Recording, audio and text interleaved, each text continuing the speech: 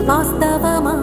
ఇన్నాళ్ళ గాయాలు మాయమమ్మా, అచ్చంగా ఈ రోజు నాదేనమ్మా. కన్న ప్రాణ